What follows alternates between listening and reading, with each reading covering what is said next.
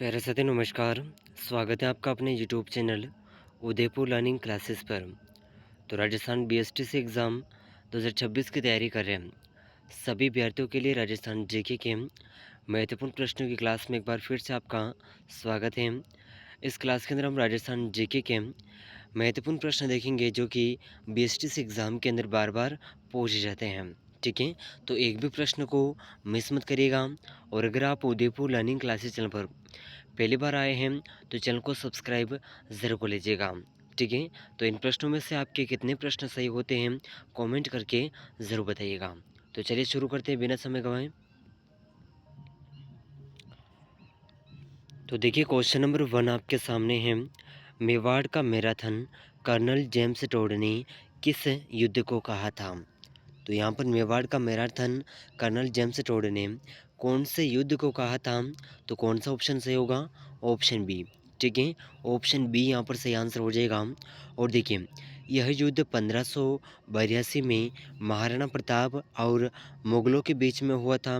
इसमें महाराणा प्रताप की विजय हुई और इसे मेवाड़ के पुनरुद्धार का प्रतीक माना जाता है।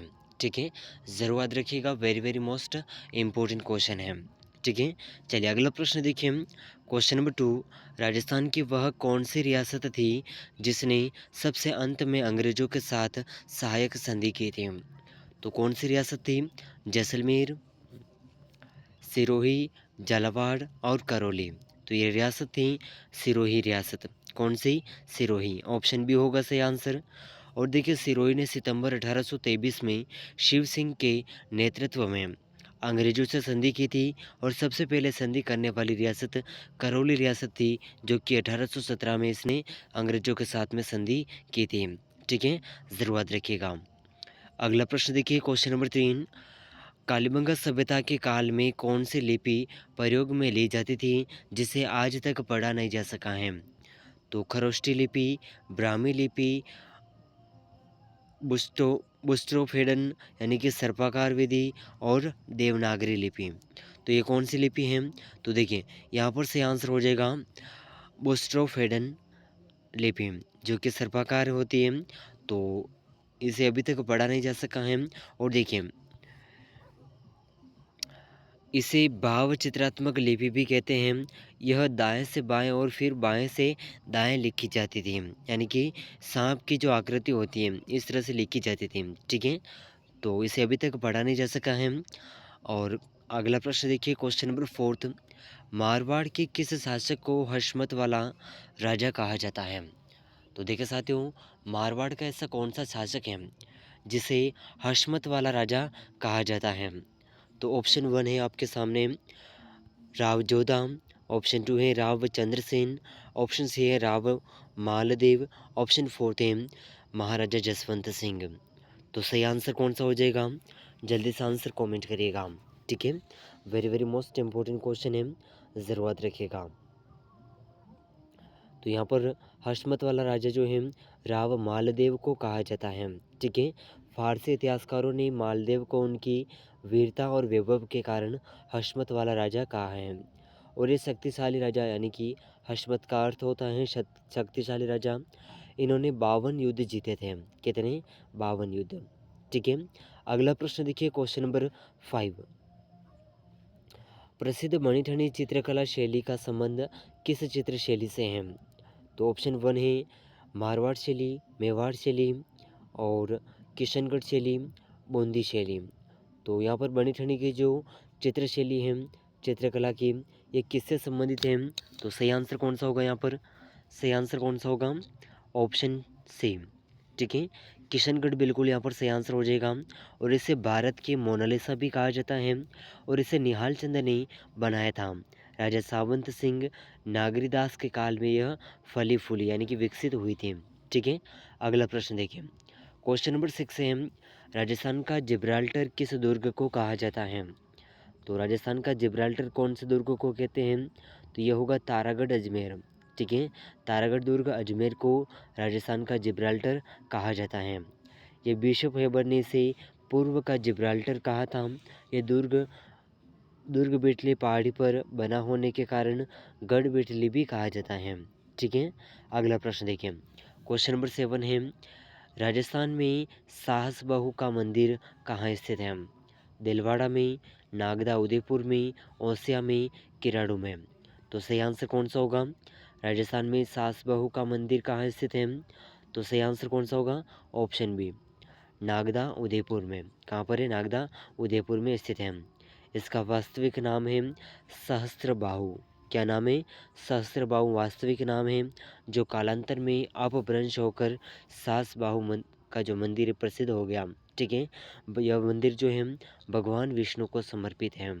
ठीक है, चलिए अगला प्रश्न देखिए, क्वेश्चन नंबर 8 है, राजस्थान की कामधेनु किस नदी को कहा जाता है? बनास नदी, माही नदी, चंबल नदी और बाणगंगा नदी। तो राजस्थान की बनास जो है, सॉरी, राजस्थान की कामधेनु चंबल नदी को कहा जाता है। किसे? चंबल नदी को।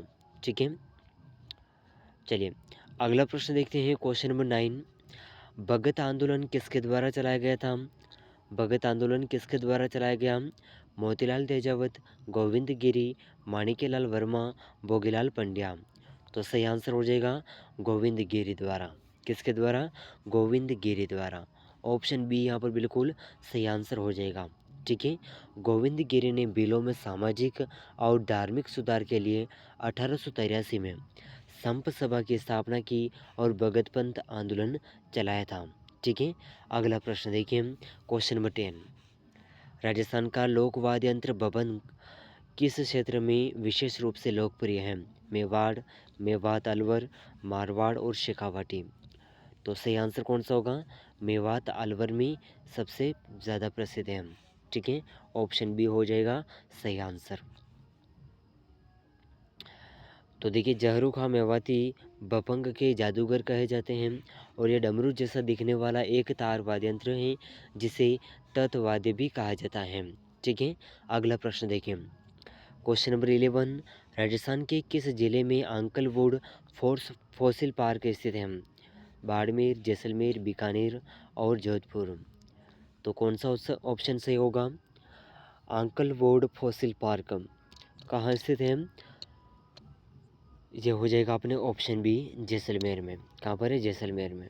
ठीक है, यहाँ करोड़ों वर्ष पुराने लकड़ी के अवशेष जीवाश्म संरक्षित हैं और यह राष्ट्रीय मरु उद्यान का हिस्सा है।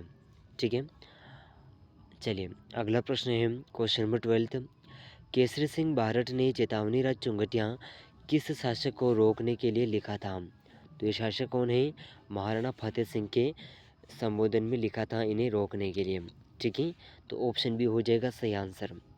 1903 में दिल्ली के दरबार में जाने से रोकने के लिए डिंगल भाषा में 13 सोरठे लिखे गए, जिन्हें पढ़कर फतेह सिंह का स्वाभिमान जा गया और वे वापस लौट आए थे। ठीक है, अगला प्रश्न है, क्वेश्चन नंबर 13, राजस्थान में गुलाबी गणगौर कहाँ की प्रसिद्ध है? तो ऑप्शन 1 है जयपुर, ऑप्शन 2 है नाथद्वारा, बूंदी और उदयपुर। तो गुलाबी गणगौर नाथद्वारा की प्रसिद्ध है। ऑप्शन बी होगा सही आंसर। ठीक है, नाथद्वारा में चैत्र शुक्ल पंचमी को गुलाबी गणगौर मनाई जाती है और सामान्य गणगौर चैत्र शुक्ल तृतीया को मनाई जाती है। ठीक है, अगला प्रश्न देखिए, क्वेश्चन नंबर 14, ऊपरमाल पंच बोर्ड की स्थापना किसने की थी? साधु सीताराम दास, विजय सिंह पथिक, जमनालाल बजाज, हरिभाऊ उपाध्याय। तो सही आंसर कौन सा होगा? विजय सिंह पथिक। ठीक है, 1917 में बिजोलिया किसान आंदोलन के दौरान हरियाली अमावस्या के दिन इस बोर्ड की स्थापना की गई। इसके प्रथम सरपंच मन्ना पटेल थे। कौन थे? मन्ना पटेल इसके प्रथम सरपंच थे। ठीक है,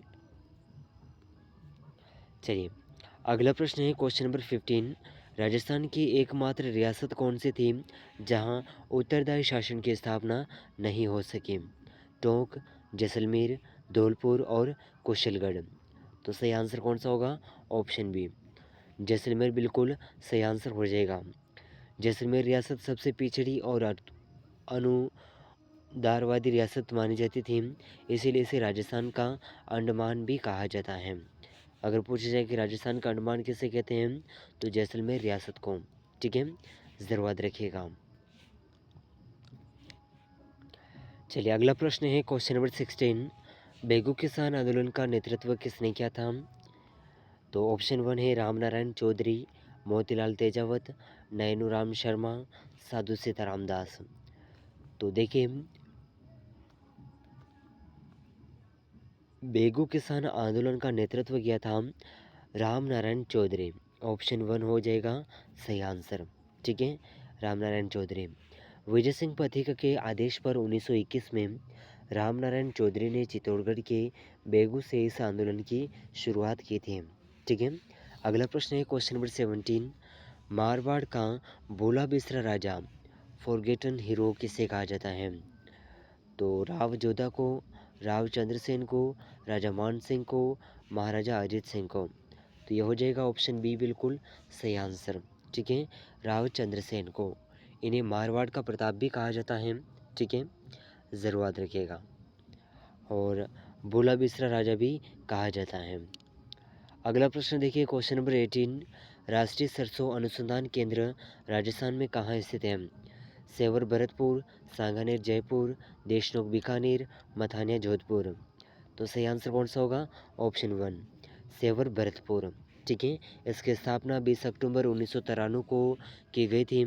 भरतपुर क्षेत्र सरसों उत्पादन में राजस्थान में अग्रणी है। ठीक है, अगला प्रश्न देखिए क्वेश्चन नंबर 19। राजस्थान की सबसे पुरानी डेयरी कौन सी है?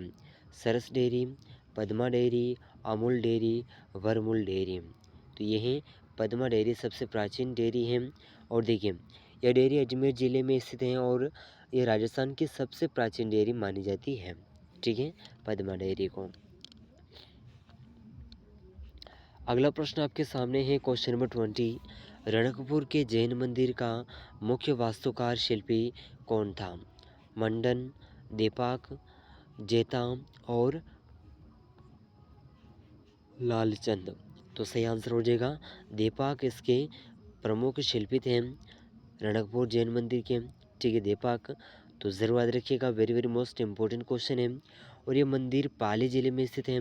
इसमें 1444 खंभे हैं। कितने हैं? अगर पूछा जाए कि रणकपुर जैन मंदिर में कुल कितने खंभे हैं, तो 1444।